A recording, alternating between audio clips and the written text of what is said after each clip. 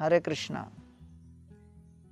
एक Cola company ने विचार किया कि विश्व भर में वो लोग कोला का वितरण करेंगे। मिडिल ईस्ट में भी उन्होंने प्रयास किया और उनके एड कैंपेन में उन्होंने 3 चित्र बनाए।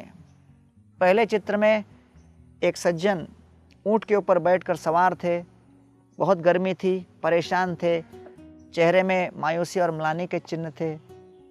दूसरे चित्र में उनके हाथ में कोला आ गया, पीने लगे, और तीसरे चित्र में उनका मुख प्रफुल्लित लग रहा था, प्रसन्न लग रहे थे। दुर्भाग्यवश कोला का सेल बड़ा नहीं। किसी ने कहा कि अरबी देशों में लोग बाएं से दाएं नहीं, दाएं से बायां पढ़ते हैं, और इसलिए इस कोला को देखकर सबसे पहले सब सोच रहे हैं कि व्यक्ति प्रसन्न है।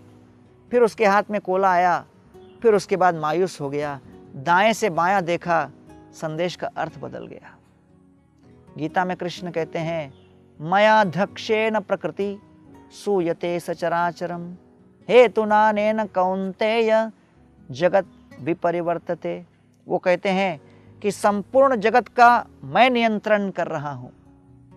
भगवान की भाषा बड़ी स्पष्ट है, लेकिन इसको सुनकर किसी व्यक्ति को ये नहीं सोचना चाहिए कि मैं ही संपूर्ण जगत को नियंत्रित कर रहा हूं। ये कितनी सही बात बताई है।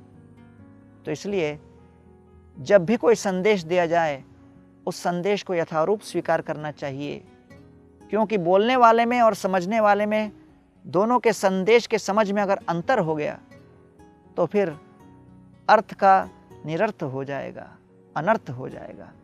इसलिए आइए हम गीता के इन शब्दों को यथारूप समझने का प्रयास करें। बहुत बहुत धन्यवाद। हरे कृष्ण।